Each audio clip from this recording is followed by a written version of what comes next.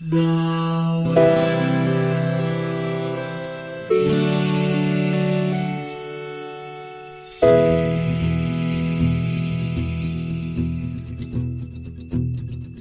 The living room's dark, save for light being cast from the big TV screen and the imminent sunrise that's teasing the one starry sky with whispers of morning. Hey, Mike. Hey, Lions. How you doing? Good. I'm excited about this game mostly because I feel like it's been ages since you've spoken up on an episode, and I knew you were going to have things to say on this one. Yeah, a reminder to the listeners that I am on every single episode. I just don't choose to talk on almost all of them. I've only talked on 3 or 4 previous ones. Yeah, and I appreciate. Yeah, it was Tactics, Link's Awakening, Secret of Mana. Ooh, Secret of Mana. Yep. Mm-hmm. Yeah, you have a very discerning taste. You just wait until you have something valuable to contribute. Yeah, this is a 3-person hosted podcast, and just the third host just almost never speaks. And you also never address me on most of them, which I don't consider rude. You're just respecting that I will speak up when I finally have something to say. And similarly, George is on this episode. He's just not speaking. Whisper quiet. Probably. I don't know. He might speak. See, this is why we record with cameras on, because if you put your hand up, then I would know you had something to say. Yeah. So what did we play? We played the EarthBound in America, Yeah. which in Japan was Mother 2. Yeah, the second in a 3. There's 3 of them total. And also if you watch the Angry Video Game Nerd review, he talks about he connects it to the Aronofsky film Mother with Jennifer Lawrence that came out like a year or 2 ago. He pretends that's part of the series. But no, it's not related to that. Yeah. I mean, is it not? With the fan theories that run wild with this game, I wouldn't be surprised if you could make a case that it's somehow connected to that film. Yeah, EarthBound. So June 5th, 1995, original U.S. release. It came out in 94 in Japan. For me, this was like a borrow this game from Brian as much as I could borrow this game from Brian game. And I have some very specific memories of sitting up in his house until very late in the evening trying to get the best weapon for Ness and for Pooh, because you only have a 1 in 256 chance of them being dropped from specific monsters. And we had like a big piece of paper on the wall where we were like tallying up how many times we were done that stupid fight. So like this game is it's deeply rooted in that time in my life, like in my young JRPG. But I realized I went back to this game with the same kind of frequency that I went back to other JRPGs, but I didn't always play it all the way to the end. Like, I would get into it and then not finish it, even though I had finished it like a crap load of times as a kid. So, like, I was actually a little nervous going into this. I was like, oh no, what if like I can't even bear to finish it? So that was like, there was some what would you say, trepidation? I was timid going into it. You didn't know if your nostalgia goggles would hold up. Yeah, this came out arguably late not arguably, it is late in the Super Nintendo's run, because like 96 is when the 64 comes out and Nintendo basically abandons the Super NES entirely pretty immediately, which is normal for console transitions. But, this is a contemporary, this will be important context when we talk about some of the other details of the game. This is a peer of Chrono Trigger and Final Fantasy III and other what people often would rank as equally important RPGs for this era of gaming. Yeah, and I forgot to include Chrono Trigger, but in my notes, in the visuals, I literally was like, oh my God, this came out the same year as Final Fantasy III. Right, which is not necessarily a critique, but I was like that, putting it in that place, like in the calendar of my mind. I was just like, oh, holy crap.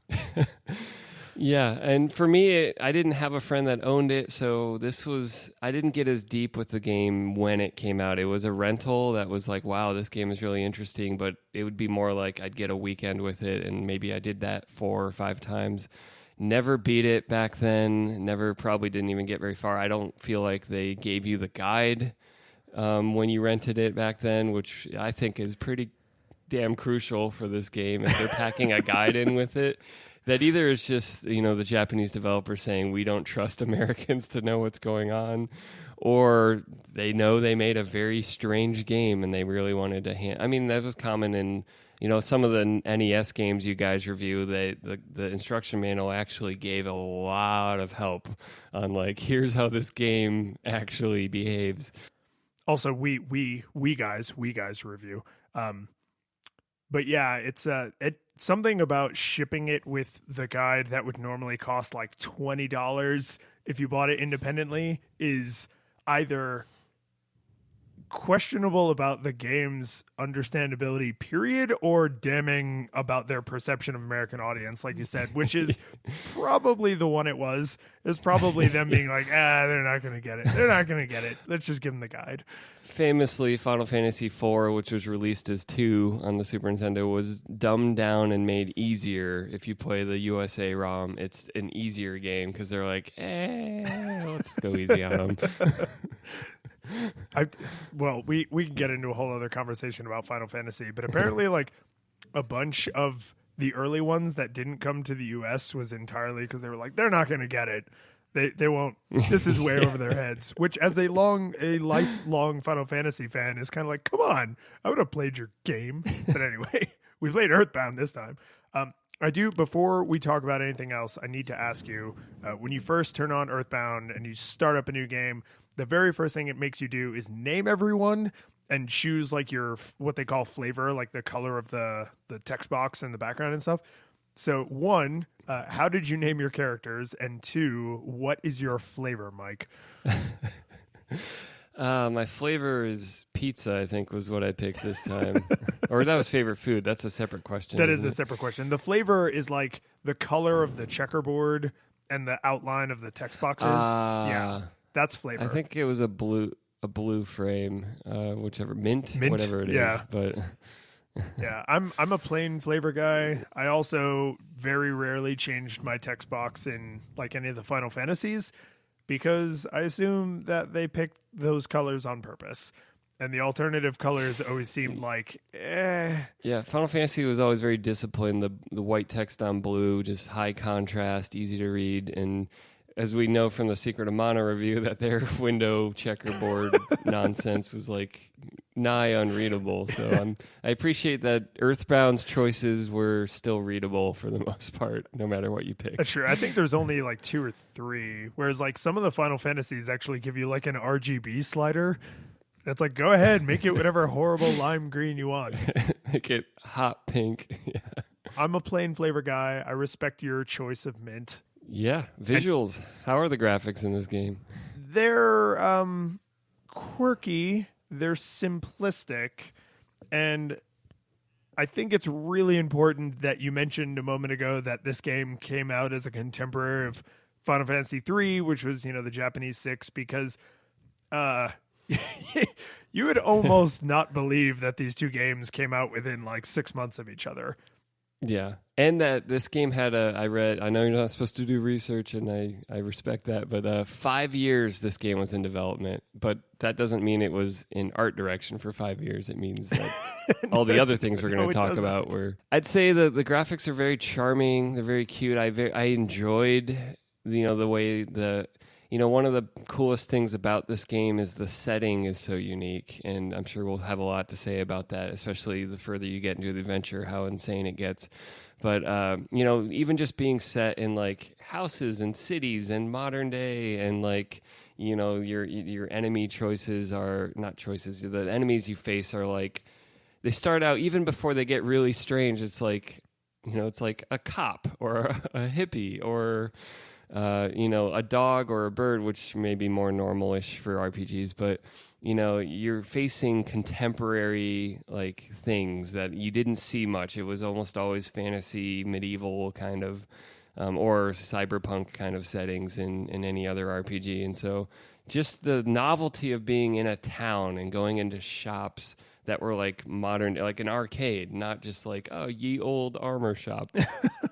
Well, and there's the hospital and a hotel instead of an inn, right? It's all the trappings of, I believe it's 19XX, right? But all the trappings of like relatively modern small town society are present, and yet it doesn't feel like, at no point in the game do you think, oh, I'm just one step away from the portal that transports me back to medieval times where I trade in my baseball bat for a sword. Like, it's just understood that if you're a kid and you need to beat something to death, you're probably going to use a bat because you're a kid and a bat is more readily accessible, right? It's there's this weird sense of almost normalcy, like mundanity of like, yeah, you wear like bracelets as armor and you carry like common household items as your weapons, right? And you eat hamburgers and fries, not potions. Yes, all of the healing items are like normal food. When you get poisoned, you have to go to the hospital. When you get sick, you take a cold remedy. Like there's this weird through line of kind of just like normcore throughout. Yeah, and that's remain like even to this day. I feel like there's very rare that a game, an RPG like this, would choose that kind of setting. I'm sure there's plenty of other examples, especially with some indie games now, but it's still not that common. Like, we're still often going into a fantasy setting for RPGs, and Skyrims of the world and Breath of the Wild and all these things have very fantastical settings, and this very deliberately. And I'd say like of its era, it's very 90s. I don't know if you remember the ad campaign for this game, like in magazines. You familiar at all with it? I do remember in like Nintendo Power and stuff, everything was weirdly claymation. So the ad campaign, their main message was "This game stinks." Was like their phrase about it. Yeah. And so it had a lot of scratch and sniff with like awful smells on it, and then it was just like very snarky. And it's kind of like, if you look at it, it's so 90s. It's just like extreme piles of goop, and like everything was gross out in the 90s, and like alternative and the specific kind of diversity that the 90s was like, whether you're a punk or a goth or a skater or like whatever you are, come and let's play games together. And it's kind of that same marketing vibe to it, but also just like, it was very loud about how this game is weird. Come play this game because it's weird. And, I think, there's something I like about that, even though people are like, if you read the Wikipedia page, they're pretty critical about like, yeah, this ad campaign kind of turned people off to the game. See, now, and that seems like something that was distinctly Japanese, critical of Americans, or the American Nintendo arm, that brought it over. Like, because if you look at the game, like the visuals in the game itself, it's a lot of Western imagery, right? Everything looks like small town America.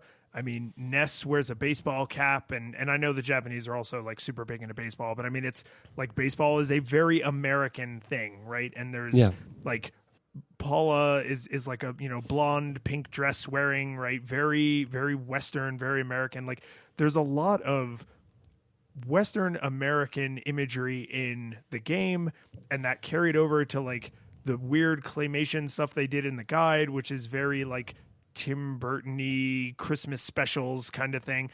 And then to also have the advertisements be like super rad, like this game's too weird for you. Like, it's hard to, I'm not an expert in Japanese advertising, but somehow it's just hard to imagine them being like, oh, you're not cool enough for this weird game. Yeah. Right? Like, doesn't that just feel like something that was designed for an American audience? Yeah, it's like, we got to MTV this ad, kind of. They listen to Nirvana. We got to advertise that way. So I have to call out, speaking of the visuals, I had this feeling on this playthrough that I don't recall ever having occurred to me before, but I realized, I don't know, maybe an hour or two into the game, that for all of the quirky visuals and for all of the psychotic flashing colors, because holy crap, there's a lot of flashing colors in this game.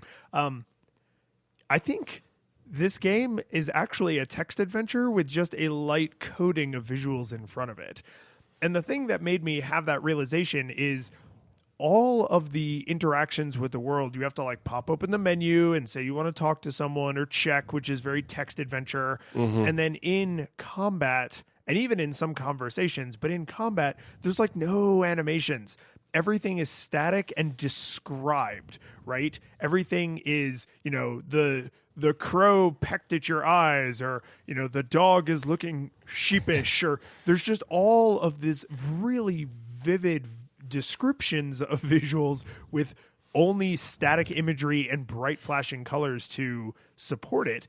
And I think like we'll get to, the mechanics and stuff when we get there, but like I feel like that was not an accident. It really feels like they wanted the story and the tone of the game to be indisputable, and so they literally force you to consume it through text, and then they just put kind of this minimum viable visuals over it, minimum visual product over a text adventure game.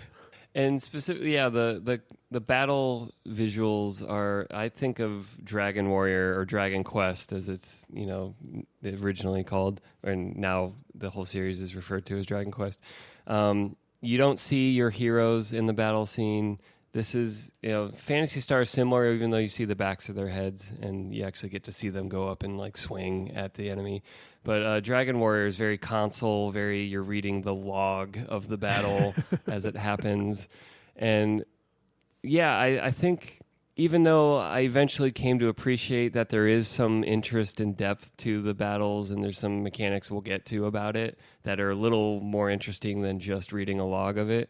My initial impression was like, the Chrono Trigger and Final Fantasy are just so much more advanced and interesting, not to make it about those games, but as contemporaries, I think, an advocate for this game would make the case you're making, that it's about the story, it's about the meta-ness of the story and how, the personality of this game, trumps almost anything else, and so even the way they show a battle wants to feature that more than make it a fun, complex battle system. Yeah, and the battle system has its quirks that we'll definitely have to pull apart, but the fact that they opted for it to be, I mean, if it wasn't for the moving background, you would not be wrong to think like, did my Super Nintendo crash? Like, why is the game not moving, right? If the background wasn't constantly like a wavy, trippy acid pattern, then you wouldn't know that there's anything happening because you don't see the characters on screen. The monsters don't, the enemies don't move, right? It's a matte painting behind a Disney animation, right? But the reverse. The matte painting is the foreground and the Disney animation is the trippy background. Like And I'm not even necessarily deriding that. It's just, it's an odd choice for this time in history, right? To have had games like Dragon Warrior where that was kind of, they were sort of bound by the limitations of the system. And then now to be in Chrono Trigger Final Fantasy III era and then be like, yeah, no, if it was good enough for the original mother, then it's good enough for EarthBound. Gosh darn it. And I mean, one of the things, across the 5 years of development, having a simple battle system where you don't have to get your artist to create all the different, sprite frames for all the different crazy creatures they wanted to throw into it. Maybe let them iterate more on how the variety of things you fight in this game. Because instead of like, well, we have to have, a sick state and a getting hit animation and whatever, all the different, like, I remember like Square would always be so proud of like our sprites, like they have like 24 emotions they can show. Or you'd see these sprite maps of like, yeah, Terra and Final Fantasy 6 like can express all of these things. And this was so much simpler because they're like, we can do anything we want because all we have to do is write it in the console. And it happened. And we'll get to the mechanics, but it's funny you bring up the background. The backgrounds reminded me of like the bad like iTunes visualizations when you turn on like the it's totally Winamp, yeah.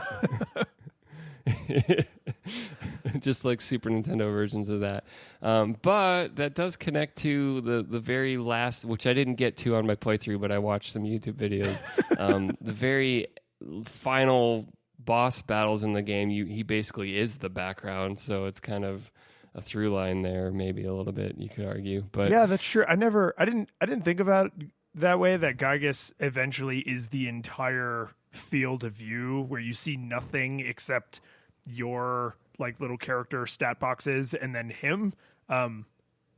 Yeah, and you've been trained the entire game that the background is always moving and like this little, warp pattern. So yeah, that's interesting. I like the idea that at that point there is nothing else. Like there is no world outside of Gygas. Yeah. It's just you and Gygas. Or quote your postmodern Derrida, there is no outside the text. No, I appreciate that jumping off point, because this is something that I don't think even modern games could consistently, realistically do, which is expressing so much stuff in text means they don't just have control over how something's presented. They have like pinpoint precision. So an example is you and I are in a battle and I die or I fall in battle or pass out. I think we pass out. So I die, and then we get an item, and it says, oh, you got a hamburger. But if your inventory is full and mine's not, it says Mike takes it and puts it in Lion's stuff. And like, there's all sorts of little tiny things in the text that are just like if you're in battle and you get an item and no one has inventory space, or you just don't want the item, so you choose to leave it behind, the word they use to describe it is abandon. It says, yeah, you abandon like the hamburger or whatever. And like, there just aren't ways that you could convey that same kind of inner emotion through, no matter how high res a character's pixel art is. Like their face can't convey that they feel like they are abandoning this item, or like the sadness you feel when you have to put something into my backpack because I'm a corpse. Like there's just like the fact that they went with the crazy text gave them a kind of precision control that is, it's kind of amazing. And they use it, right? It's not laziness. Like this feels like an absolutely intentional choice. But once I started noticing like all those little subtle things, I was spending a lot of time in my own head being like, oh, what am I supposed to be feeling based on the way this sentence is phrased, or based on the way that, right? And then when they do convey something through the visuals, I'm kind of like, yeah, but what would they have described this as in text? Like you almost start shifting away from the graphics. For some reason, I think of like The Hitchhiker's Guide to the Galaxy. Like the writing in that book is so good that no matter how good a movie is, and even though you want to bring that to life with visuals, it's like, but you can't replace how he wrote it. Like that's just so much better. And I'm not the guy that's always like, oh, the book was better. But only on Ender's Game. There are times when you're like, yeah. yeah, Ender's Game. First episode ever, flipping tables. What other visuals before we get too off the rails into the concept of the game?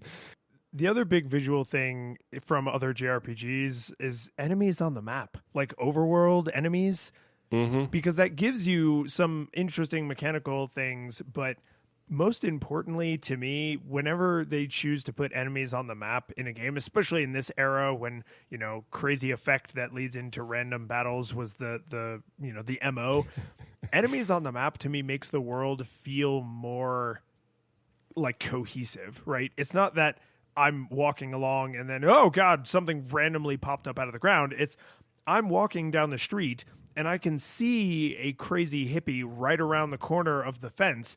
And then I might choose not to go that way, or I might choose to sneak around so I can come up behind him, or I might just plow into him because I'm grinding and I want to get into as many battles as possible. But seeing the enemies on the map creates... You're going to plow into them because you're grinding? Yeah. My choices of words are just always just delicious. But you know what I mean, right? It creates a different dynamic between the player and the enemies when you literally look around the world as the character and see them about, like inhabiting the same space. And I don't think every game should necessarily give up random encounters for enemies on the map, and lots of games have done enemies on the map poorly, but generally I prefer it, and this game I think does it in a really like it feels cohesive. Like it's appropriate visually to the overall feeling of the world. And one nice, clever visual to indicate that you have become more powerful is the weaker enemies will start to run away from you. Like initially they run straight for you, but and then if you even get into a battle with them, I guess this is sort of mechanics, it'll sometimes just be like, you won, you don't have to go through the battle. Like it's just the same dog. You've killed 500 dogs. Sorry, you've made them tame. And you get yes. These are more things conveyed through words, right? Is certain enemies are tamed or calmed down or defeated, but there's very few enemies that you kill or destroy, right? Like that's reserved for certain like end game big baddies. Like most any enemy that is a normal person or animal that has been corrupted by Gygas, you don't kill them, you like bring them to their senses, right? Which is not a thing you could easily convey visually without like a bunch of over-the-top visuals, but it's like 2 words in the text, right? So I love it. What I was going to say about the instant kill thing is there's certainly some interesting mechanics going on there, but I think they made this really clever, cohesive detail with the visuals, which is so there's 3 colors for random encounters. There's the gray, which is generic random encounter. There's the red, which means you screwed up and they get to go first. And then there's the green, which means you get to go first because they were running from you or you got like a back attack.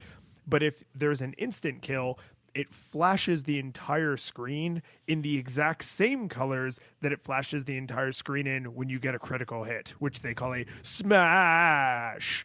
But I like that there's a kind of visual consistency that when you really nail something in combat and you're like, yeah, I got a crit, like that's the same little visual cue you get when you instantly win the battle, which feels like the logical extension. Like, yes, I hit them so hard once that the battle is over. Yeah. This probably blends into visuals and gameplay. One of the things I found very frustrating about the visuals was pathfinding. There would be so many times where there would be a gap between trees or like a wall in a tree that in terms of the pixel art, I can so easily get through. And the game has decided, no, this is not a path you can walk through.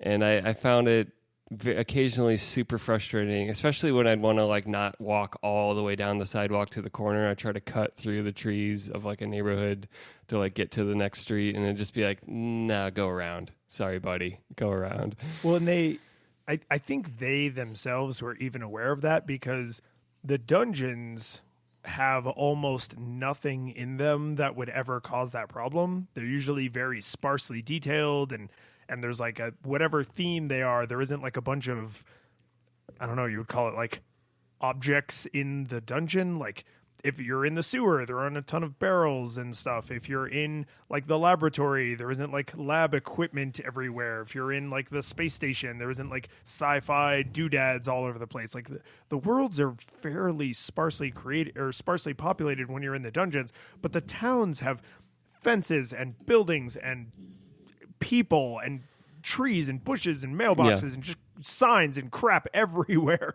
So like when you're walking through a town where you're like, oh, no big deal, I could just cut over through here. Nope. No, you in fact cannot do that. I know it looks like you can, but no, screw you. Right. And then when you're in the dungeon where that feeling would be maybe more concerning because there's a higher abundance of enemies and you're trying to desperately like get to safety or achieve your goal, they seem to have opted not to populate those worlds with any of that stuff. So yeah, it's annoying, and I'm surprised they like kind of let it go. Like, why can't you just like clip through a bush or something? Who cares? One of the other things I guess I would say about visuals is the game really gave you a sense that anything could be something you might have to fight. Anything, any creature, any object, there's nothing is safe, sort of. And so, you know, it's just such a novelty. We're like, oh, I'm going to fight a taxi now, or I'm going to fight, I don't know. Like, it gets so bonkers by the end. You get attacked by street signs in the first, in Onet, cops and random citizens attack you. The entire police force decides to hop and try to destroy you, which I thought was... The game doesn't really seem to be making any commentary on police brutality, but it was just like, wow, okay, I'm just going to fight the entire police force now. Yeah, and the it's dark, right? But there's no visual distinction in the way the interior of buildings, the exterior of towns, the interior of dungeons, like all of them have the same camera at the same zoom level. Like there's thematic differences into like how one area looks versus another, but there's no visual indicator that you are in a place that is safe or you are in a place where you can be attacked by enemies. And from literally the moment you walk out of your house, there are snakes and crows and dogs that attack you. So the game very quickly teaches you, oh, by the way, the entire world is out to get you. You are never safe at any time. And I think it's important that that visual consistency is there, because if you were like, oh no, I was in a town and towns look different than dungeons, I didn't know I could be attacked in towns, or oh no, I was in a building, I didn't know I could be attacked when I was in a building. Like there's nothing. The fact that you can be attacked right outside your house in the very beginning of the game is the game's way of saying nowhere is safe. It's all going to look like this. Any NPC or bush or random street sign is going to potentially murder you, right? And I like what that conveys tonally about the universe, but I also think it's kind of maybe even unique. I can't think of another JRPG that I've ever played where it's like, oh, by the way, the entire world is trying to murder you, so just be aware of that. No, I mean, eventually I'm going to have some words to say about this game as pop art and as like kind of like the end of Metal Gear Solid 2 when it kind of gets so meta, postmodern, insane. Like there's not a lot of games that go this deep with its conceptual framework. And that is part of the visual through line of, even though the graphics are simple, you could even say they're like, in some ways they kind of suck for what the Super Nintendo was capable of. They're just kind of like, it's like a nice NES game more than a Super Nintendo game sometimes. Yeah, I mean, these are high-res versions of the NES graphics, right? Because there's, in Mother, the original game, there's a lot of visual overlap, right? The main character looks very similar. There's a lot of similar looking enemies and similar kind of towns and stuff. And it really feels like what they did was make HD versions of the NES game, not Super Nintendo graphics. And like, do you remember when, I don't think it was the most recent Smash Brothers, but like one or two Smash Brothers ago, when they show each of the characters and like little sparklies goes over them, and they go from looking the way they did on the GameCube to looking like, oh my God, on the Wii, they look amazing. And I always thought that commercial was really funny, because when they show the high def version of Kirby, he looks like exactly the same.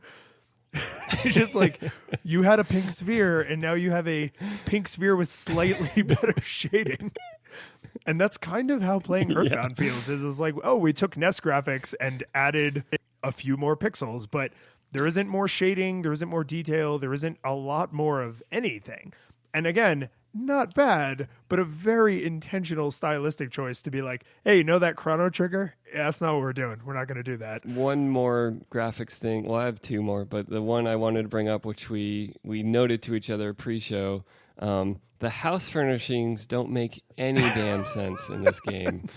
No, they do not. The rooms are huge. It's like a bedroom is huge, and there's just like a couch in the middle, and it's just like, yeah, no one. And maybe you can say, well, this universe is weird. The game gets weird, but like even when before it's weird, you're just like, what is going on with these houses? Some people's houses are a single room with like a bed and a couch and a dresser, but no kitchen or bathroom, right? Like there's and this universe definitely has a notion of bathrooms, because there's some bathroom jokes thrown in, like in certain office buildings you can like knock on the bathroom door and like people say funny things back to you. So that there's they're weird, and it feels like they're weird on purpose. Not like, oh, it's an RPG, you don't have to see every room in this person's house. Like, you are seeing every room in this person's house, and they just don't shower or cook food, I guess. And this room exists because it's where you're going to get your bat, and this room exists because, you know, this neighbor's mom's going to kill the bee. Like, that's why it exists. It doesn't exist to be a normal house. It's not trying to serve that function. And the other thing I wanted to bring up was, unless you have more to say about the house furnishings, is we'll have more to say about the mechanics of shopping or the battle UI, but the use of flicker and like basically animating the border of a window to indicate who can equip something, I found to be irritatingly vague. I don't know how much better this item is.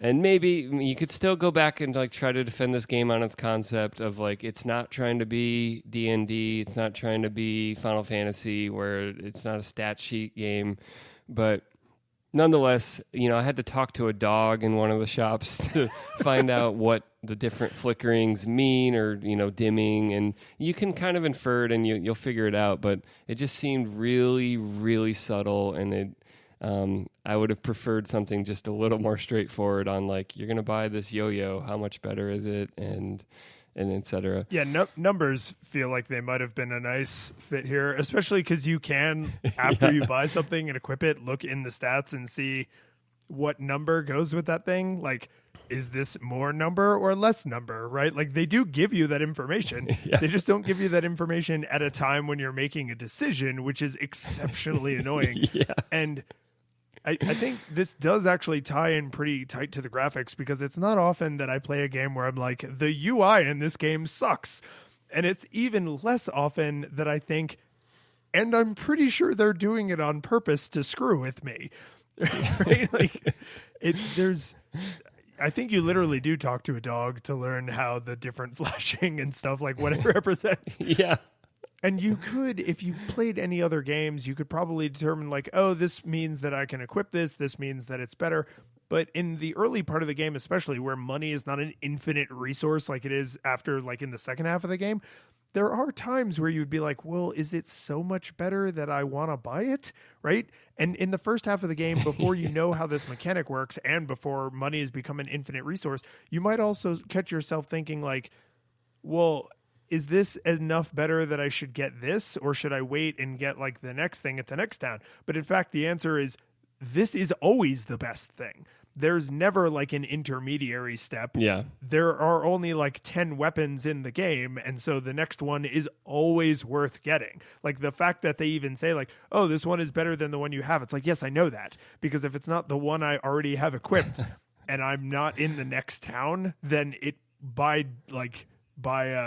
process of elimination, it will be better. So there's this, it feels too intentional to be an accident, but as a video game player, the lack of information in the shopping and equipping UI is just, it's annoying. Even though I know why they're doing it, even though I know how the game is played, I'm still like, just tell me how much better it is. Yeah, or even the different healing items or status healing, like fixing items.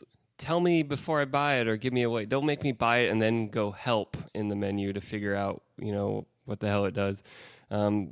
Again, the game, if you bought the game, came with a guide. Presumably that guide tells you all this stuff. But I don't think that's like, you could have that defense, but I feel like in the 90s, not everyone, like I feel like people our age rented games a lot more than they bought games, because we didn't have disposable incomes until, junior high or high school, whenever we started having paper routes, at least, if not better jobs. And so I just feel like that was all so opaque, and it was needlessly obfuscated. I guess you could make the argument that it fits conceptually as some kind of, we're messing with you, but it's still irritating. Yeah, and I don't think for anything that's, postmodern, weird for the sake of weird, right? All the other artsy fartsy things you might say about this game or anything like that, you get to a point where it's like, oh, we're not putting this information in the UI because they're going to expect it to be in the UI from these other similar games they played. Har, har, har. It's like, yeah, but that actually harshes my ability to play and enjoy this game, right? So you get to a point where you are trading like user experience for your artsy criticism of video games. And to me, this is a fall down point. Like, I would rather have had a more traditional Final Fantasy style. This one's better. It's better by this much, right? Like, do you want to buy it because you might see a better thing next time, right? Like I would have rathered that than the quirky, you have to memorize what everything does and you have to just know that the next weapon is always worth purchasing, right? There's like it's the clever UI supports their tone, but I think it sacrifices some user experience, some player experience. PX. Okay, I thought of one more visual thing that I wanted to bring up, which is people are chatty in this game. And I don't mean like in the story, that's awesome because the writing is so good. And I would definitely want to, take whatever time we want to talk about how good the writing and how funny and interesting and weird this game is. But even the routine things like saving your game or shopping are just kind of grating after a while because they always got something else. Dad's got something else to say about it. He doesn't want you working too hard, and he's going to say it every single time you save.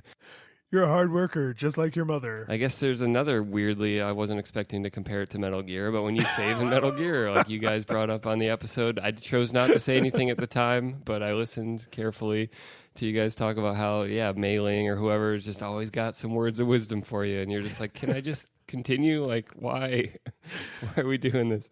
And especially when you're shopping and you want to buy 4 hamburgers or you want to get a bunch of teddy bears and you're just like, stop talking and just let me buy 3 of them at once. And I know I'm getting into the mechanics, but it's very verbose. And this is the text UI, right? Like this is a visual choice they made. We're not going to give you a little counter that lets you say, I want 4 things. They're not going to give you all this clear visual information and a little help box, even though they have the screen real estate for it, right? They give you this super minimal UI, and then all of the affordances that would come with more information all just go out the window, right? And like, I think it's hard not to talk about this stuff without talking about how it impacts the mechanics of the universe, because this is not an accident. Like, they made these visual decisions not because they thought it looked cool. It's because of the impact it has mechanically. They wanted to have all these effects, and they were like, well, what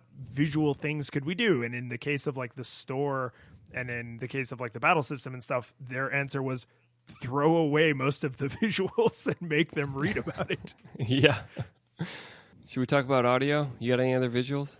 Now we should talk about audio. I feel like I'm going to be the George of this episode and not have a lot of notes about audio, which might be surprising given that ostensibly I'm a musician. On paper, I play one on TV. Yeah. I thought the MIDI samples they used in this were very. I've heard this on a lot of Super Nintendo games. The compositions we can talk about, but the actual sounds, I'm like, this is like SimCity. This is like some other early era Super Nintendo games before Square, whoever started pushing the boundaries of. We're still not to the PlayStation era where they get CDs and the music just gets so good. But, it's very much like it felt like stock patches for the different instruments. But I do think the music is lovely in this game. And there's lots of very, very memorable music. Other than the couple of town themes that I got so sick of that loop so quickly, the little banjo tune. There's a couple of them that, I kind of like, I'm going to have nightmares about. Like, it's just going to fade in as my alarm in the morning and I'll be like, God damn it. That said, I do think I really love the soundtrack. I think it's a great soundtrack. It fits really well with the kids going through the world and then discovering how strange the world is. It's pretty cool. So I had not considered sort of reuse of other Super Nintendo sample sounds, but I'm going to speculate wildly here and say that may have been intentional in the way that someone who wants to sound like a certain band makes sure they use the same like effects pedal on the same guitar and they get the same kind of cymbals so that their crash has the same kind of sound as this other band that they're kind of emulating the style of, because I think that sort of comfort and familiarity is almost tricks you, right? You hear these like very similar sounds to like Mario games and SimCity and like early Super Nintendo era games. And so you're like, oh, this all kind of feels familiar. I recognize music that sounds like this. And then a lot of the music is like weird and tonally appropriate to the game, but the game's weird. So it's like a lot of kind of synth wavy, like metal noises, a lot of like crashing and banging and boom noises, right? Like things you would not normally consider to be like charming melodies.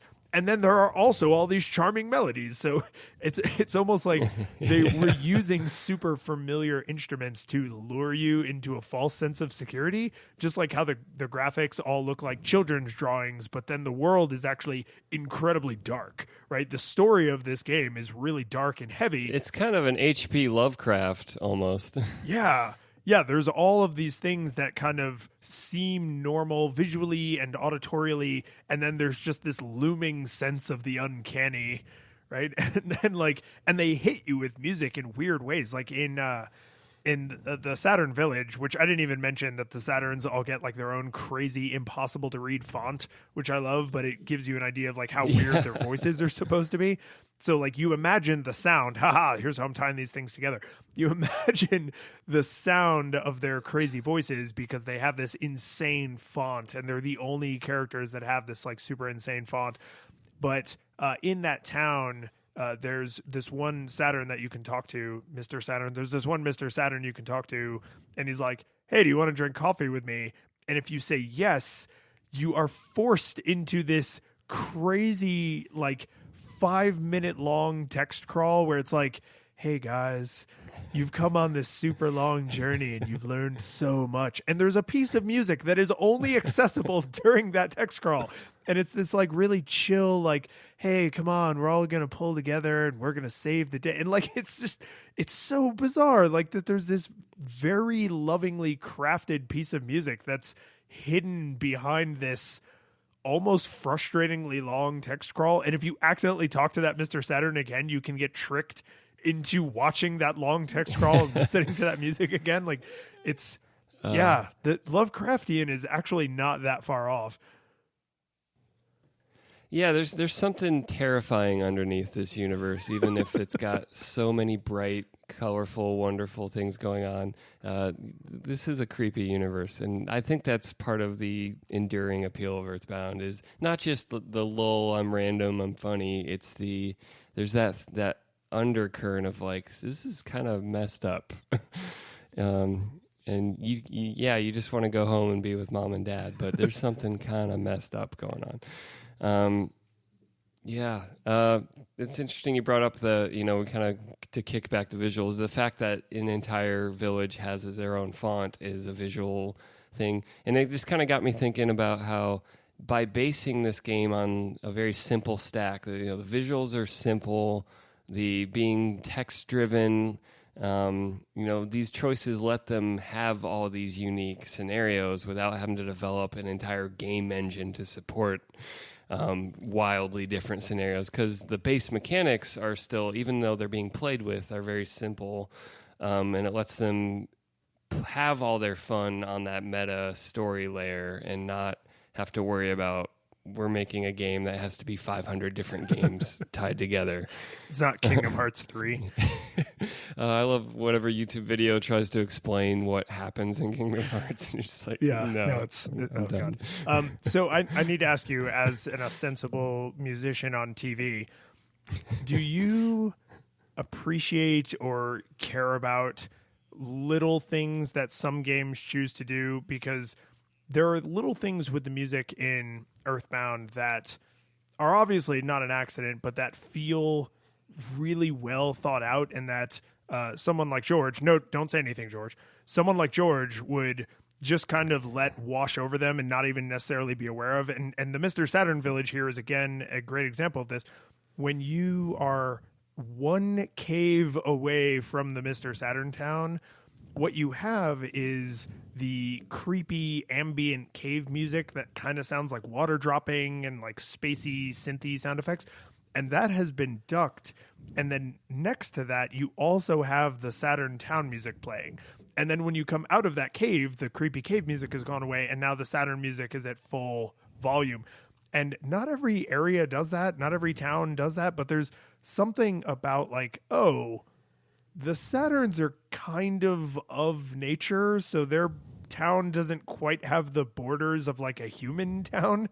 And so their like township in its music like creeps out into the surrounding area in a way that's feels, again, like really intentional. Not every town does that. You don't always know when you're one screen away from every other town, but you know when you're one screen away from the Saturn village, and I don't know, just it feels right. Like it feels like they were like, how would we communicate that these people, their village is different than the man-made villages? Oh, because their music bleeds out into the surrounding area because they don't have like clearly defined borders, right? Maybe I'm reading way too deep into this tiny musical cue in this one hallway, but like it really stood out to me. And it's like sirens lulling you towards them, maybe, but yeah, right.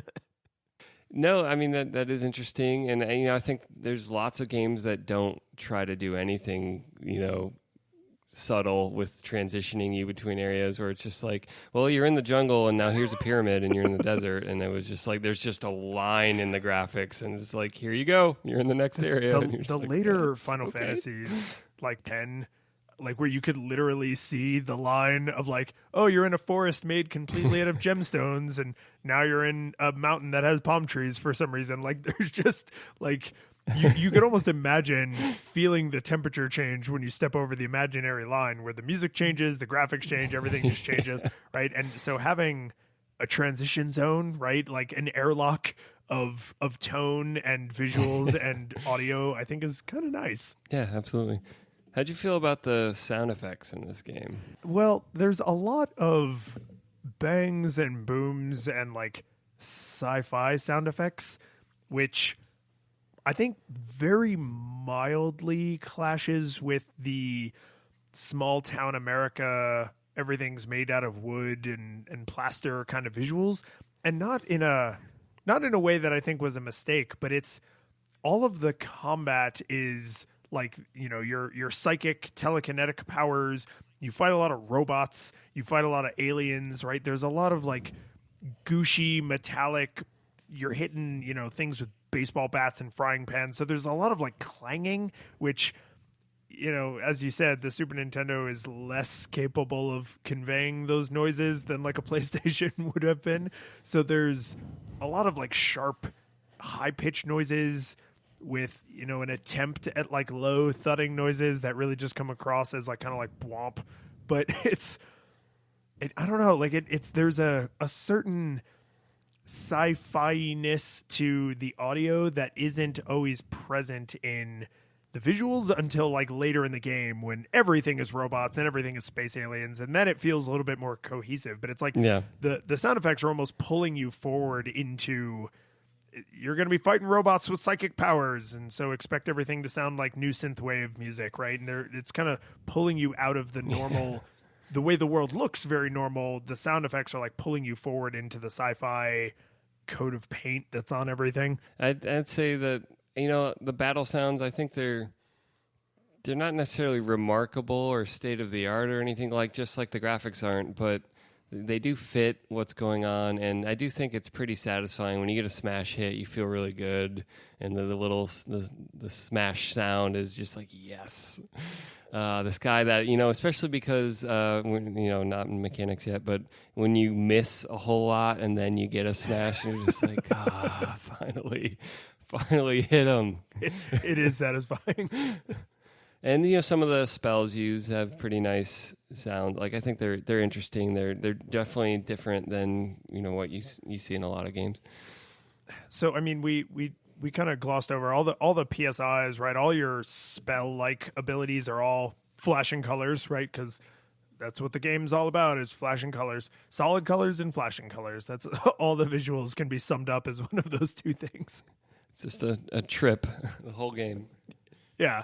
But then the audio, I feel like when you cast like the PSI fire, it tries to have that like kind of whooshy, like rushing fire sort of noise. And when you cast like ice, or freeze, it sort of is like, chimey sort of tones, right? Like they're playing with those feelings of like, oh, this noise makes me think of like a rushing heat wave or like ice, like shattering, right? But then some of the PSI effects don't have simple physical allegories. Like your chosen, the heroes, like PSI is just like the force of their will.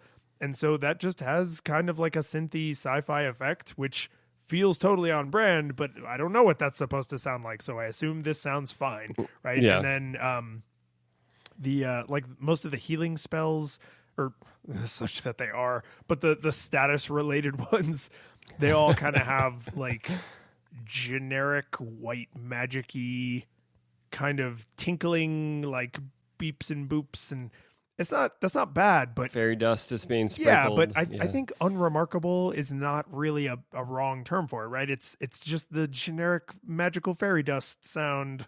Well, the more sci-fi ones I could pick out in a lineup, but just some of the other sounds is like, well, it sounds like a Super Nintendo game. I don't know what game or exactly what. Like if you had a double blind test on like which force of will is this? I don't know. But since the game is so conceptually built on the writing, it's not relying on the sound effects as important signifiers. It's more accompaniment than the thing you rely on to know what's going on. And so that saves it, or, if you don't like having to read everything, then you're still mad about it. But at least you're not like utterly dependent on, oh, I heard that, now I know this is what's going on. So it doesn't hurt your ability to play the game if it's unremarkable. Yeah, and I mean the question we've asked sometimes before is like, could you play this game on mute? And would you be missing anything if you heard none of the sound? And yes, much like the visuals, my answer is tone. You would be missing a lot of the tone of a given thing, right? Like when you defeat an enemy without going into battle, and it makes the like whoosh kind of like, it's not quite the smash noise, but it's like it might be unique to that encounter actually, but it makes that noise. You can see visually very clearly that you did not enter the battle and that you got experience and sometimes treasure, right? You didn't lose any information.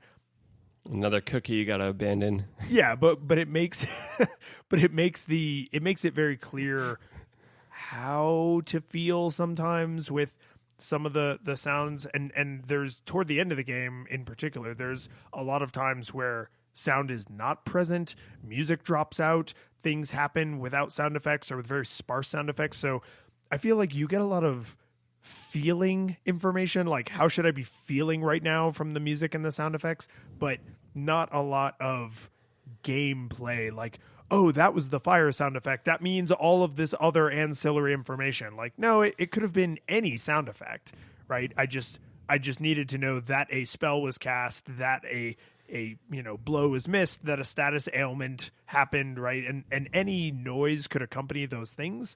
And sometimes it's great, and a lot of times it's just like the alert notification buzzer that you got a status ailment.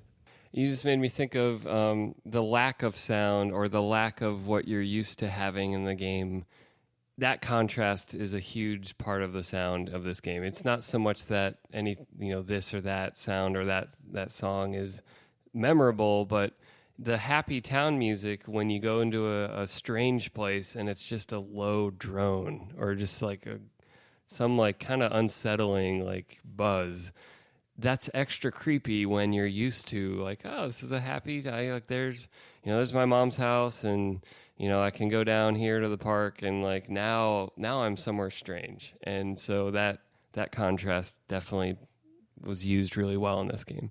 Right, and that's often not conveyed either clearly visually or in like an over the top way visually. Not always. I mean, like Threed is super obviously Zombie Town, but like there's the music, or I mean, I guess you would still call it music, right? Like a drone, when it's just like a buzzing, that conveys a tremendous amount of foreboding and something is wrong here.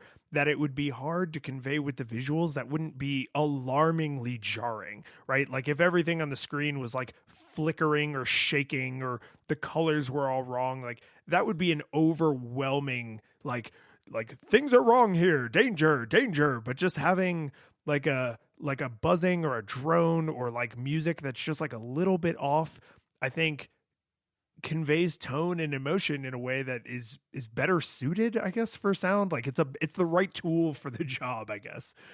And it makes me want to connect this game to the debate about are games art, which I think they definitely can be. Sorry, Roger Ebert or whoever was being a dick about this at some point. But the use of sound, like we're describing the happy versus the drone or the unsettling. If you've ever seen the 70s version of Solaris by the Russian director Tarkovsky, I'll just say enough about this to get the sound concept along. You don't have to talk about the whole movie, which we could do for hours. It's about an astronaut that goes into space and some bunch of weird stuff happens. But before that even happens, it starts out on a farm and it's like supernatural, not supernatural. It's very natural setting. There's, trees and ponds and flowers, and there's like a very bright orchestral score.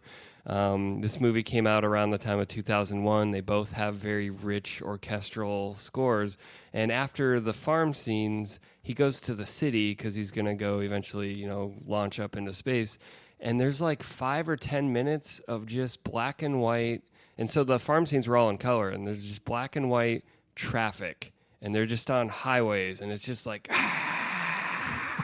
just like the city is just a bunch of noise. It's not beautiful. It's not brightly colored. It's just concrete and metal. And and I got, I want to connect EarthBound to that a little bit.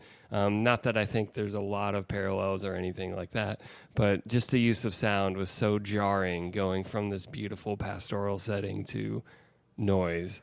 And, I think some parts of EarthBound use that kind of contrast. Well, someone brought this to my attention with the opening of the movie The Social Network.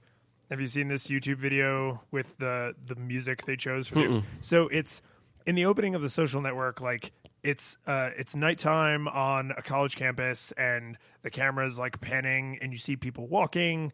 Like nothing seems out of place. Nothing seems particularly important even. The movie has just started. And what this YouTube video was critiquing about the opening, they were praising, but I mean in their critique, they were saying that if you watch the opening to the movie, the opening song is like, I think it's like a single cello and like only left-hand piano. Like it's sad, slow, melancholy. And the way that this critic explained it is that choice of song lets you know that what is about to happen is not good. Like, yes, visually what you're seeing is like people just walking on college campus, like going to parties, like dorms and frat clubs and stuff, or frat houses, but the music tells you emotionally, this is not Animal House. You're not about to watch a fun movie about college and a kid who strikes it rich and, gets to drive Ferraris from his bed to his bathroom because it's that far away, right? Like that's not what's about to happen. And to illustrate his point, he recut the opening with like a generic, like poppy, like 2000s college song. And you watch that scene and you're just like, oh, this would be a totally different movie, right? And that feeling is pervasive throughout EarthBound. Is could you play this game with the music off and the sound off and not get any of the sound effects and not hear any of the music? Yeah, absolutely. But you would be missing, I would say you'd be missing as much tonal information by not hearing the music and the sound effects as you would be by not reading the text. Like if you looked at this game, if you just looked at a screenshot of EarthBound, you have no idea what EarthBound is about. But if you watched a 15-second clip that had some text in it and you could hear the music, you would know infinitely more about the kind of universe and how the creators of the game wanted you to feel. So I'm torn between how apt the word unremarkable is for some of the sound effects and yet how absolutely crucial every noise is to telling you how to feel. Like, I don't, again, maybe an intentional choice. Like, oh, we just use this stock Super Nintendo sound, but you know why, wink, wink, nudge, nudge. Like, it's weird to feel this juxtaposition. Maybe it's like, could someone make an animation with Lego blocks that makes you cry? And you're like, these are just Lego blocks, but what they made with them is so, whatever, moving, whatever it is. Should we get to controls? Yes, we can move on to controls because I have a lot of things to talk about for mechanics, but one very specific note about the controls, which is I've probably replayed this game, I don't know, a dozen or so times. I've probably played it to completion at least 5 to 10 times. I'm pretty sure on this playthrough is when I learned that L is the all-consuming make the game progress button. Like, you can use it to talk to things, but you can also use it to check inanimate objects. And if you go into the menu and you talk to an inanimate object, it says, who are you talking to? And if you check someone that you're supposed to be talking to, it just says, like, I think everything is fine or something like that, or nothing to see or something like that. But if you just press L, it is the all-purpose advance the dialogue button. You can use it in shops. You can use it in battle. You can use it on the overworld map. Like, it's the magical button. How did I not know this? And why is that button L? And your tone of voice is incredulous, but it also almost sounds like, yay, they created this amazing button that should have just been the default in the first place. Yes. And yeah, because before you know about L, you have to open the Dragon Warrior menu to say, so Dragon Warrior is even worse, just by contrast. It gets even worse because in Dragon Warrior, there's stairs, and stepping on the stairs does not go through the stairs. You have to open the menu and say stairs. And so that's just text adventure. That was probably an upgrade from text adventure because at least you have the affordance that in the menu there's the word stairs to know that you need to use that. Whereas in a text adventure, it's just like open door. You can't open the door. Oh, I guess I can't open the door. And so you just have to ask every question possible to figure out how to move. But yeah, before I discovered the L button, I had, a lot of anger piled up to say, why do I have to click, 3 or 4 times to do anything every time I want to do something? And then the glorious L button. And then I was like, why is it L? Why isn't it A? But then, one of the nice benefits of it being L is you can play the game one-handed. I don't know what you're supposed to do with your other hand. I guess you're supposed to eat food. I'm not going to make other suggestions, but at least you can play with one hand. And when because I discovered that it was L, and I was like, oh my God, this is changing everything in my life, right? Like, everything I thought I knew has come crashing down around me.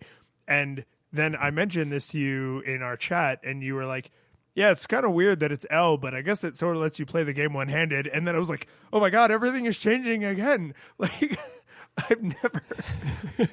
like, you don't think of most games as, like, one-handable, and you could, I think, realistically play the vast majority of the game with one hand. And if you were willing to tolerate, like, triggering menus at the wrong time just as a way of getting the menu to close, you could maybe play the whole game one-handed. Like, that's such a bizarre... Yeah. Could that possibly be why they made it L? Maybe. They spent 5 years kicking this game around. I bet you could make the argument.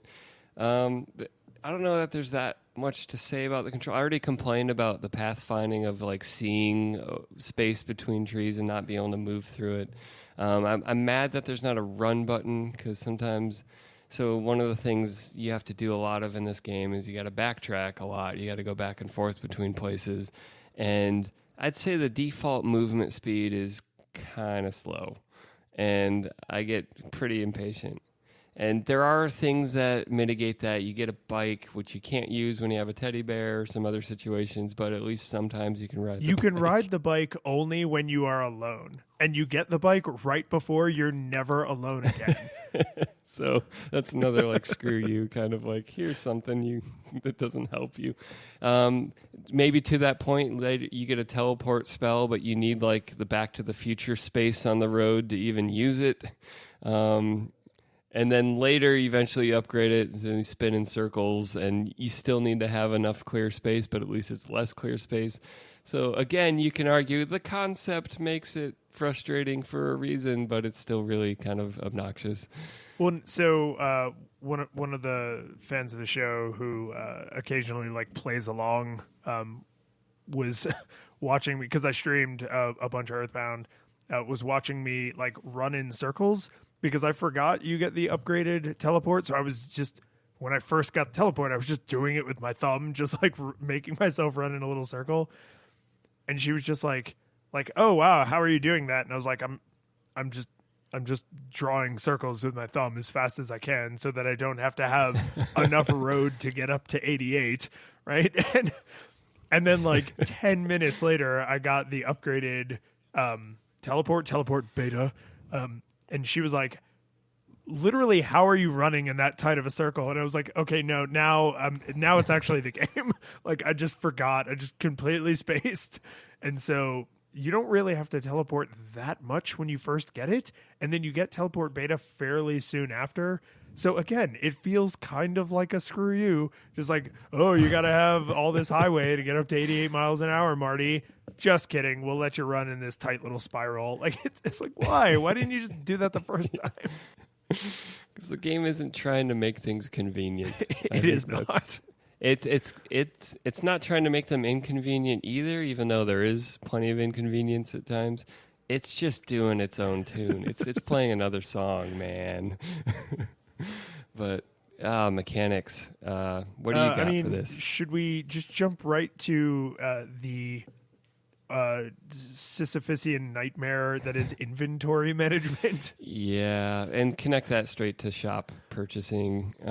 Yes. Yeah, the and this is why I said it, like it's almost impossible to talk about the UI without talking about the affordances it totally robs you of mechanically, right? Because they could have given you a bunch more useful information and options in the shopping UI, but they don't. In fact, some of the limitations feel so directly cribbed from text adventures that there's no way it's an accident. Like these are intentional choices. Like if you first off, there's 4 party members. Each of us has their own inventory. And if I'm dead, I can't use my items, but other people can take items out of my bag and then use them, but only outside of combat, not inside of combat. So there's just all of this horror around the way the inventory is managed. And if you buy something, like say you buy the next bat, and you know that bat is better, they thought, oh, it'd be nice? When you buy the bat, the next thing the shopkeeper will say is, do you want me to buy your old bat for X amount of dollars? Which is really convenient because there's zero reason to keep old equipment ever. So you say, yes, I would love it if you buy that. But if Ness's inventory is full, then I can give it to Paula, but then I have to leave the shop, which, as you mentioned, is 800 lines of dialogue, and then open the menu, move something from my inventory to Paula's, then move the bat into my inventory from Paula's, equip it, then reopen the store, and then sell the bat. And all of those are individual, distinct actions. When you go to the shopkeeper, they say, do you want to buy or sell? And then you buy or sell one thing, and then the shopkeeper says, okay, do you want to buy or sell? Hi, I'm a server. It's totally hi, I'm a server. Holy crap. It totally is, right? Just every single action is as if you just started the interaction, right? It's like when like voice assistants first started to get popular, and then they were like, oh, now you can make like continual requests and say like, oh, hey, Guillermo, I want to hear this song by the Rolling Stones, and also what is the weather like today? Right? Where when they first came out, like those would have been distinct actions. That is EarthBound. EarthBound is talking to Siri. It's, hey Siri, X. Hey Siri, Y. Hey Siri, Z, right? It's just, oh God, it's laborious. You just triggered everyone's dingus that has an Apple device. I probably did. I'm sorry. I'm not sorry. It's okay. Yeah, the shopping, yeah, it's it was very of its era, I would say, other than Square was totally kicking ass at all of this by this time with their RPGs. Buy 99 right now. You know exactly the differences. Yeah, all the stuff we said. But, that this is how painful most Phantasy Stars are. This is how painful most of the Dragon Warriors are. So it's not worse than the status quo for the most part, but it still sucks. Well, and it feels like an intentional holding on to this UI, and then they actually went out of their way to make the user experience a little bit worse because first off, you have a very small inventory. So not only is my inventory and your inventory separate inventories, but they're small and they include your equipable items. You can equip 4 items. So if your inventory is, let's say, 20 items, it's really only 16 because 4 of them are taken up by equipment. So there's that. And then you pair that with the fact that there are items in the game that are useless. And some of them tell you, like I think it's the postcard says something like just a postcard has no use. But then there's other things like the ruler. And if the description of the ruler is like, it's a great ruler, you could totally measure things with it. But it has no function in the game. And so, like, not only do they give you this super tiny inventory, and then they make managing that inventory really hard, but there are items that are garbage just to screw with you. Yeah, there's something from a certain perspective that is so lovely about the mess of this game, but it's not as a game. I'll get to this point later, but let's keep going on mechanics. I'd say, along these lines, is there anything more infuriating in an RPG than when you need or want to run away and it just fails over and over and you watch them kill you and you're just like, I'm either losing half my money or I went through the pain of going and depositing into the ATM before I went on my adventure, which is now an errand you have to run all the time if you don't want to lose half your money. Yeah, just some of these things, the backtracking, the menu, the listening to everyone mouth off at the end of the conversation, which is frequently very funny and very interesting all over this game, but in the areas like shopping where you do it over and over, man, just don't do it there. Like, be as weird as you want everywhere else. Why does it have to be here? Why do you have to say something else?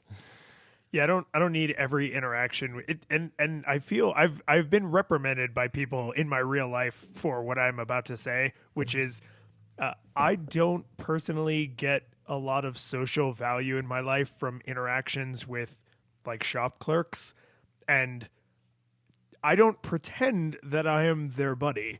Like when I go into a store, I'm polite, but I am there to transact business. And so I probably come across as very short to people. And the place that this is manifested in a very like millennial, 2010s way is I don't talk to my Lyft driver, right? Like if I take a Lyft somewhere, I am headphones in. Yeah, don't talk to me. Because we are not friends. This is a business transaction. You are a taxi driver. I am a taxi passenger. And I know that sounds incredibly arrogant, but when I have worked counter service jobs. And if somebody wanted to stand there and make chit chat with me, I did it because that is essentially what they were paying me for.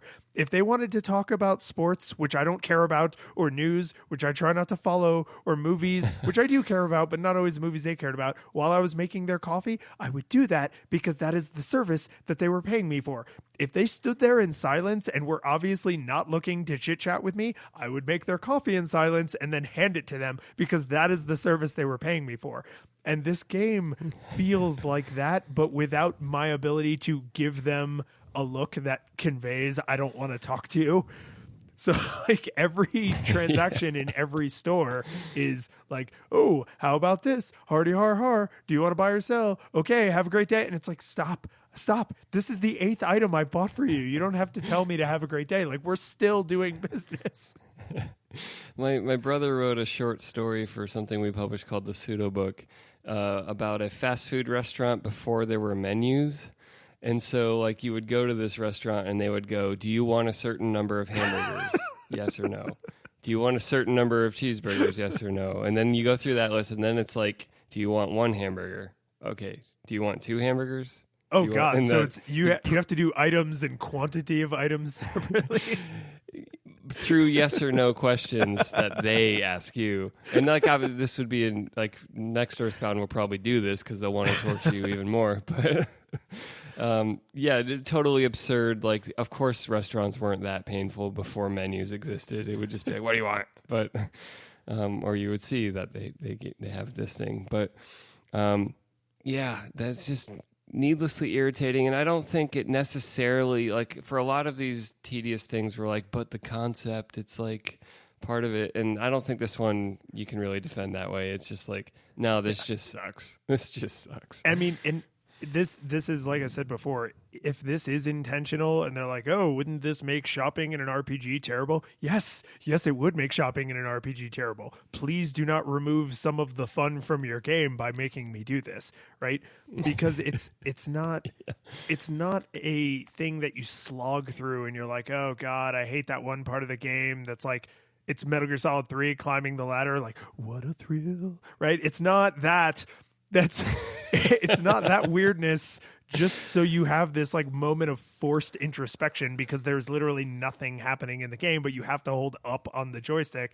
Like, this is something that is completely mundane and transactional that you do dozens and dozens and dozens of times throughout the game. So if choosing this to be like quirky and different, this was not the right time. I'd say one of the other paper cuts mechanically for me was, so one of the pluses of this game that you pointed out to me was if you die in battle, you don't lose your experience when you start over, you continue. So any grinding you did, you get credit for that. You will lose half of any money you had on your person, but anything you had in the bank is safe. Those are cool. But after you die, Ness comes back and your friends are still dead, so you got to go to the hospital. Yeah. In some parts of the game, that means you got to go through dangerous areas to get to a hospital or whoever can bring them back, which can be very difficult, just Ness alone. Then, even after you bring them back at the hospital, their psi power is still gone, so you got to go find a hotel or whatever version of someone that can help you, a spring or whatever it is. And so there's kind of this like turnaround time latency to really being back and ready to go again that, you know, middle to late game gets more irritating depending on what part of the game you're in. Sometimes it's not so bad, but that cycle got old for me of like, okay, now I've got to, like, I'd rather reload my save than try to rebuild my party. And the fact that I would rather reload my save and lose all of the money and experience that the game generously let me keep when I died sometimes came across as the superior option to, okay, now I'm going to walk to the hospital and individually res each person because every business transaction is high on the server. Yes. And then go to the hotel. And, oh, by the way, did you forget that you lost half your money? So maybe you've been putting all your money in the ATM, so you weren't carrying enough money to res everyone and sleep at the hotel. That's one more trip to the ATM. Did you do the mental math wrong? That's another trip to the ATM to get the last $20 you needed or whatever. Like, it's... If you have a choice as a player between retaining some of your progress or losing all of it, the game should not make you go, maybe losing all of it isn't that bad. Right? Like, that's a weird place to be in. And you know, it didn't happen all the time, but when it happened, it was very noticeable and very painful to be like, ugh.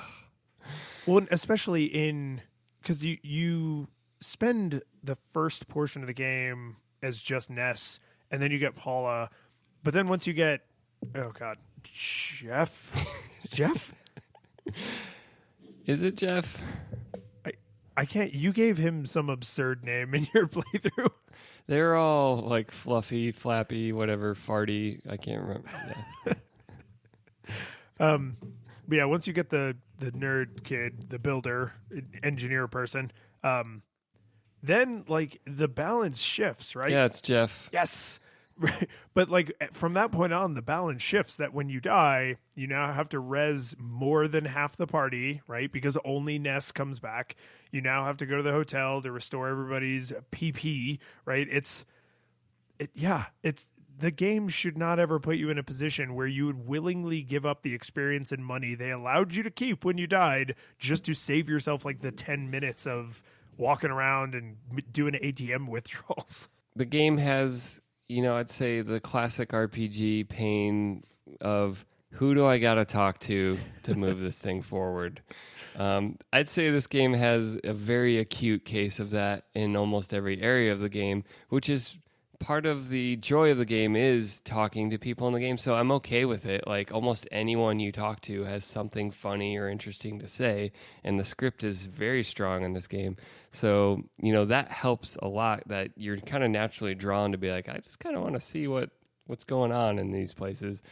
But sometimes you do feel like, what part of this town will get me moving in this game? And that's another case of, well, go grab the guide that you certainly bought the game, didn't you? So you have the guide, right? So go use the guide. Or, in this era, go to GameFAQs when you're just like, I just want to know. Well, and especially when if you've been enjoying the world and you're talking to people and you're like, oh, this is interesting. And, oh, this thing this person said is like taught me a lot about how the world works and the kind of people who inhabit it, right? And if you're enjoying that, and then you stop and kind of put your hands on your hips and you're like, all right, ready to advance the story. No idea how to do that, right? Like that crumbling moment of like, I don't know. I know that I want to progress the story now, and I have no idea who to go talk to or where to go.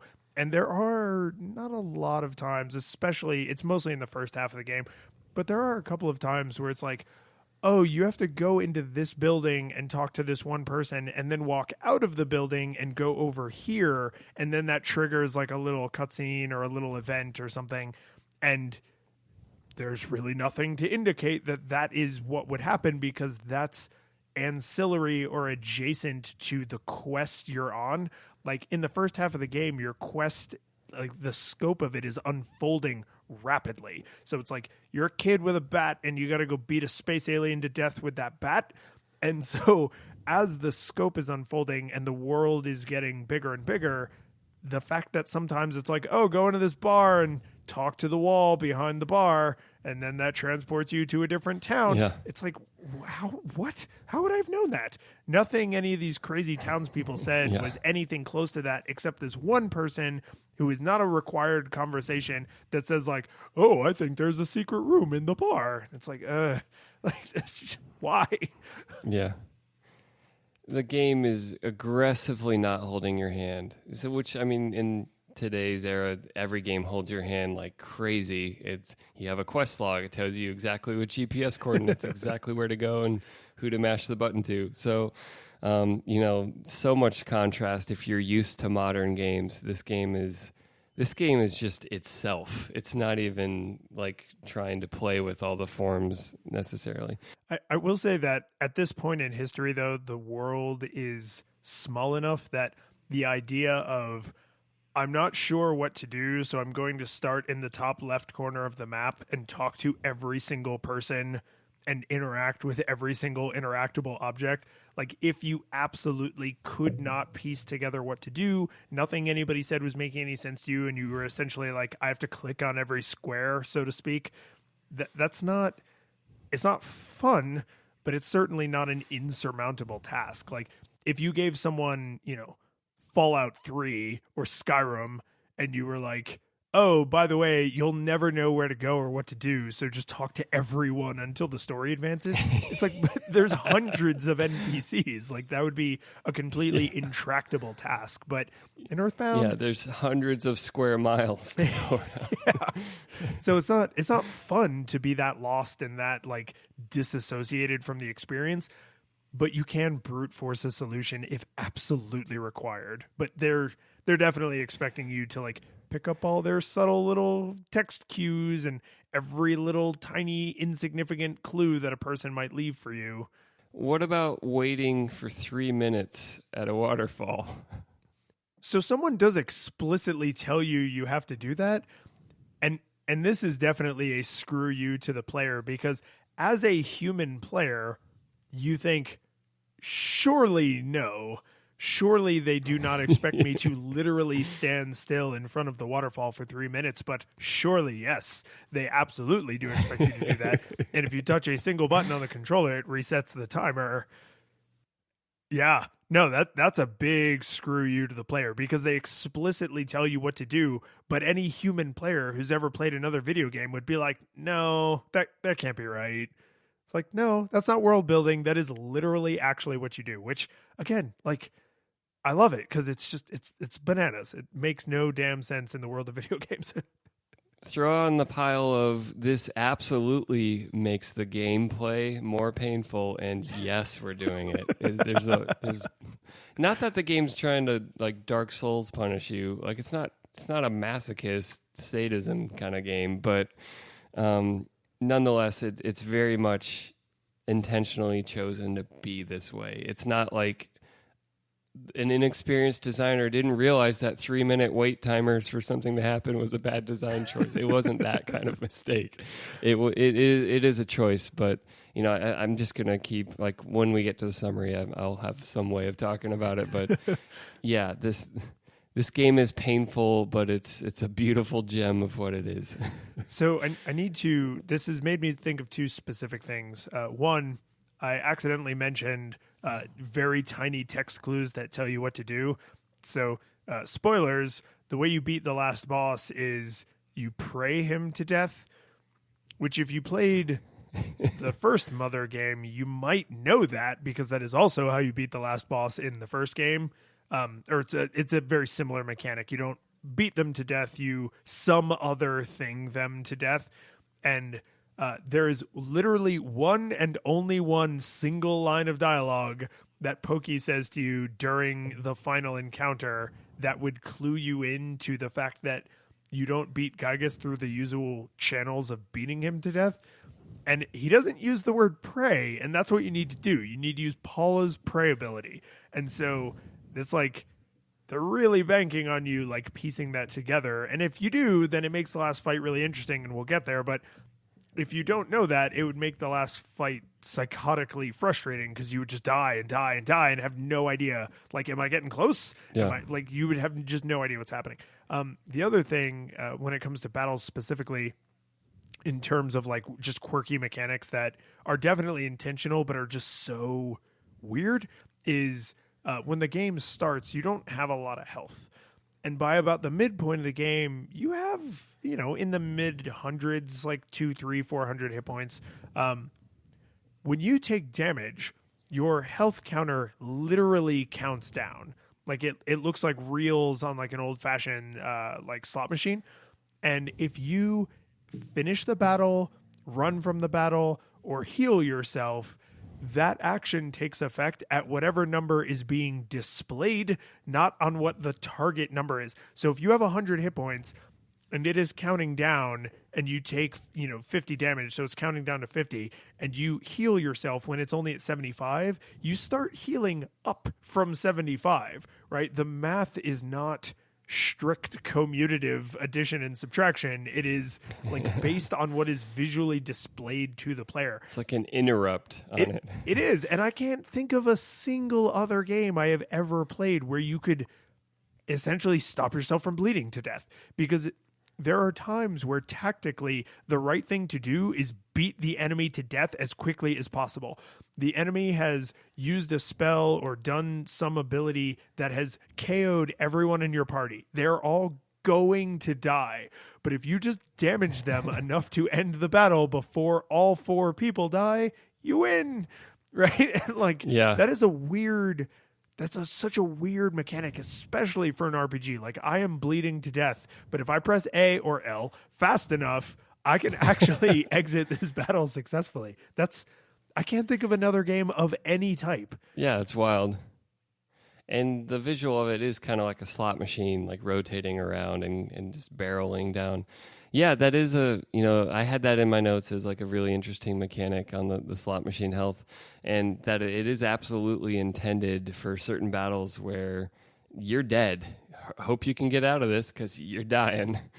Yeah, I mean, there's a lot of enemies that have what I would call in D&D death throws, you know? So it's like, oh, you defeated this enemy, and they explode, and they do hundreds and hundreds and hundreds of hit points of damage. And so tactically, you learn, okay, if there is more than one enemy, I'll kill all of the other enemies first, and then finish the battle with the enemy that explodes, and then press L through the text as fast as I can to minimize the amount of damage I take, right? You start playing the game's systems as well as the game itself. Yeah, and it makes battles like there's a Pyrrhic victory of like, well, I'm going to beat them, but I'm not walking away with both my arms. Like one of them's going to be gone when I get out of this battle. And yeah, there is something. It's just one more thing that makes this game interesting and strange and different. So I have two last comments before I let you do your postmodern deep introspective moment. One of them is just me trying to be honest about my games literacy. So I finished this game on a Twitch stream, right? So I had, I don't know, a handful of people like cheering me on. It was actually kind of fun because there was this one person watching who's like super engaged. They're like, oh my God, I love this game. Like you're super overpowered. Like you're going to just walk through the last fight. And the march to the last fight is a friggin' slog, even for as overpowered as my party was. We were just dying and dying and dying. And so then this one person in the chat was just like, maybe just run from all these fights. And so then I tried running from all the fights and we're just dying and dying. So I had to keep going back and like refreshing health. And I literally finished the entire game without realizing that there is a spell-like ability, one of your PSI abilities, that brings people back from the dead. And I didn't know that. And I don't know how long I had that ability. And so I literally played the entire game like on hard, where I just could have been resurrecting people. But if I didn't have items in my inventory to resurrect people, I had to go back to the hospital. Like I was playing with one arm tied behind my back, particularly in the second half of the game, where people are dying constantly because that is the battle system as they designed it. So I just wanted to be honest that I had this very public, embarrassing finish of the game where people watched me not know that I could res people with the healing spells that I had. So that was a thing. The other thing about the end of the game that I think is fascinating is the final boss fight is essentially a cutscene because you just keep saying like pray, pray, pray, pray, pray, pray, pray, pray, pray, and then that just does all of the damage required to defeat Gygas. And it's basically a cutscene. Like you see some text, you pray, it's the spirit bomb moment, right, from Dragon Ball Z, and then you win. And that feels a little anticlimactic to have this big final boss scene be essentially just like press L to continue. But then I realized that if you juxtapose that against what would be the ending cinematic, you have to play the end of the game. So you, like your party disbands, and then you decide where you want to teleport to, who you want to talk to. Do you want to talk to anyone? Do you want to like go explore the world now that the world is saved? Like you can basically, as the player, decide how long and involved the ending cinematic to the game is, or you can just go straight to your mom and like go right to the credits and like, oh, okay, you're done. And again, there's a chance I'm reading too far into this, but it really feels like an intentional, like, oh, aren't we turning all these tropes on their head that the last fight is a cutscene and the last cutscene is all player driven, right? To have those things reversed so mechanically, like so in such a thick and ham-fisted way, it can't be an accident. Like they knew they were taking all of the player choice out of the last battle where you would expect it to be and putting it into the essentially credits where you do not expect it to be. Like it's we fooled you kind of moment, but it's done in a way that makes the ending of the game feel what a twist, but what an interesting twist. Like it feels to decide like, oh, I'm going to go talk to this person. I'm going to see how these people are doing now that I've saved the world. Like that's it gives more ownership over the fact that we saved the world as opposed to like the way Fallout ends, where it's just like, here's how things turned out. Yeah, absolutely.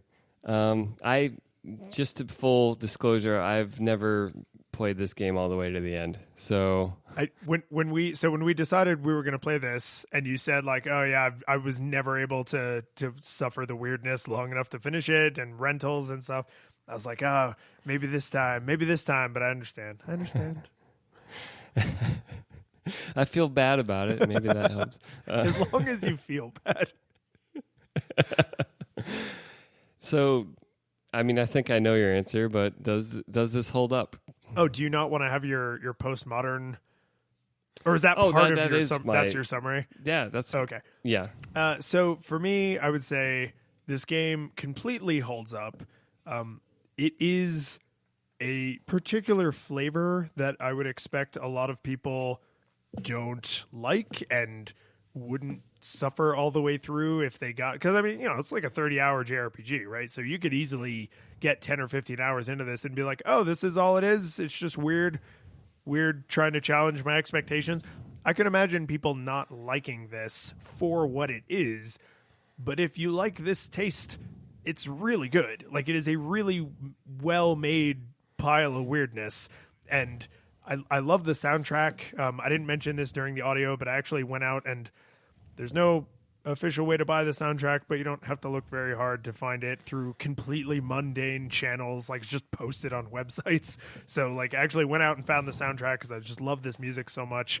Like, the story is so well delivered. The writing is so clever and interesting and just different than all the other JRPGs I've played in my life. Like, I would recommend this to anyone now, let alone say, oh, if you played this when you were a kid, you should totally go back and play it. Like, I think as an art piece, it's the simple graphics and the way they chose to do the music and the focus on the storytelling has allowed this to transcend beyond its console generation in a way that a lot of games frankly don't, right? So, like, not only no nostalgia goggles required, but because it's such a quirky art piece and has such an interesting place in history, like, I would encourage people to go out of their way to play this game, particularly if you've played things that have artifacts in this that you might not understand. Like, if you've played Super Smash Brothers, there's a bunch of crap in there from the Mother Universe that does not make sense to you. So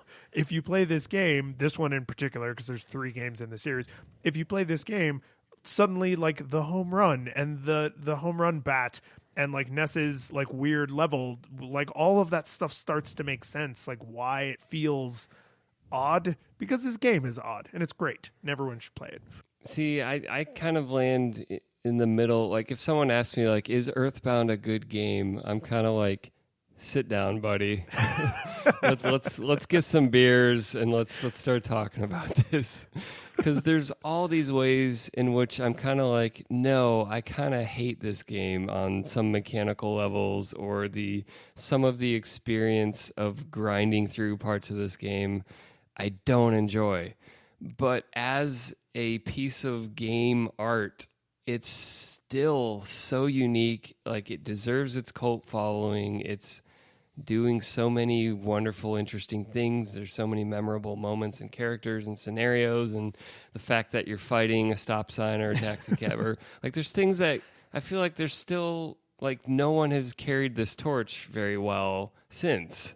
And it's like, where are more experiments like that? Like, there's weird indie games, but there's nothing quite this level of like massive, like, artistic statement as a game. Like, I don't see very much of that. And, maybe, listeners will be like, no, I can think of 15 games you need to go play, Mike. And I would gladly take those recommendations, but I still feel like before or since, there's nothing quite like EarthBound. So, like, I'm kind of in awe of this game, even though I'm not sure I enjoy playing it very much. Would you say that, like, because I can, like, Undertale is probably the quintessential inspired by EarthBound, like, love letter to the Mother series game, but it feels like EarthBound in particular, because Mother 1 didn't come to the United States and the Western world until later. Mother 3 still hasn't, and you can only play it through fan translations, like by playing hack ROMs. but EarthBound somehow achieved this like critical and public acclaim where it got this like it carved out this corner of pop culture. Undertale, there's a game I think it's called Other that seems like it's another love letter to EarthBound.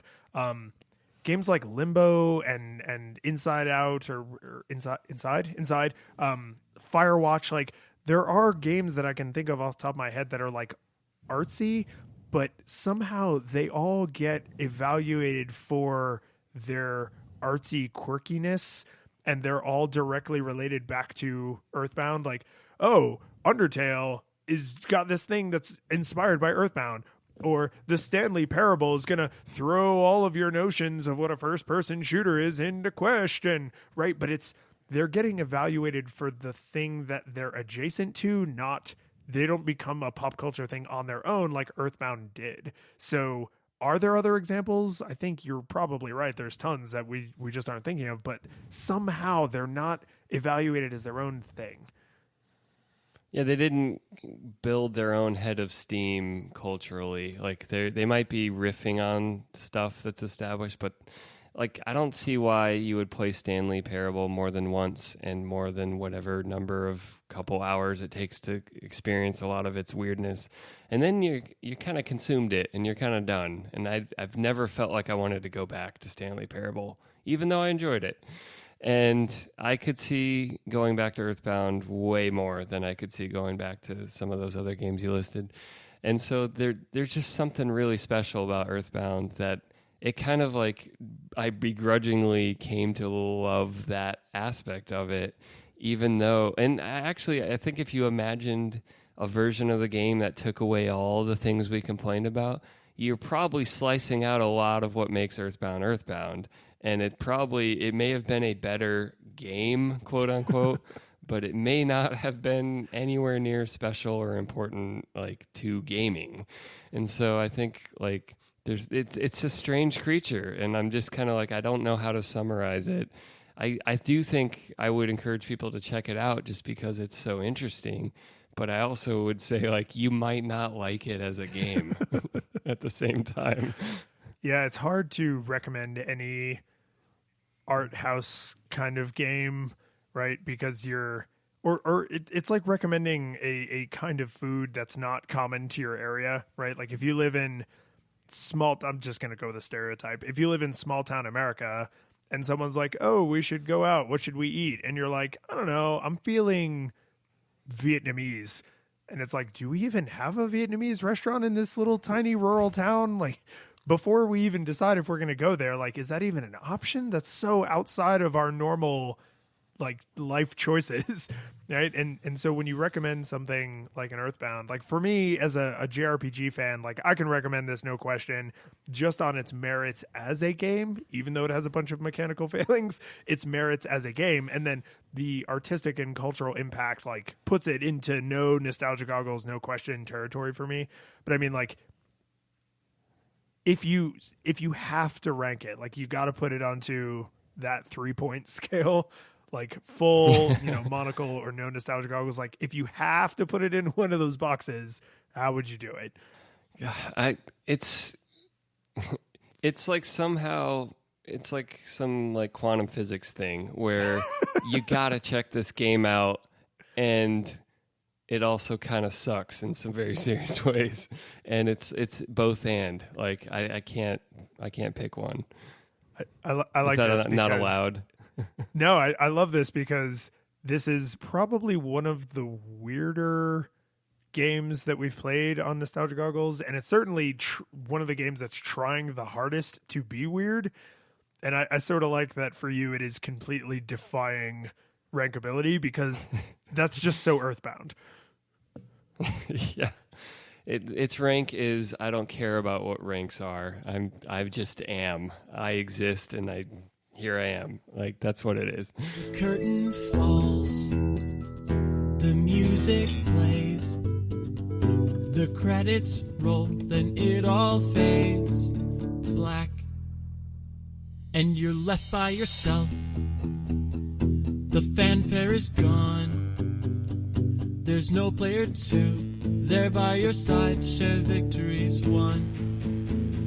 But as you slowly progress down the hall to your bed, a few great events leak back into your head from the time that you spent traversing the land, battling evil, fighting the darkness, just sword in hand. Your memories creeping with the edge of a smile. You realize again what you lost for a while. You're gonna think back much less on how you saved the day than on all the experience gained. At the end of it all, gamers play what we play. Never game over, but rather through what we take away. The world is sad, but who cares? We all know that that's not what you came for. Your next adventure's already in sight. You're all set to go. You're excited to see what's all wrong till it's right, and the world is saved. So you're more along for the ride.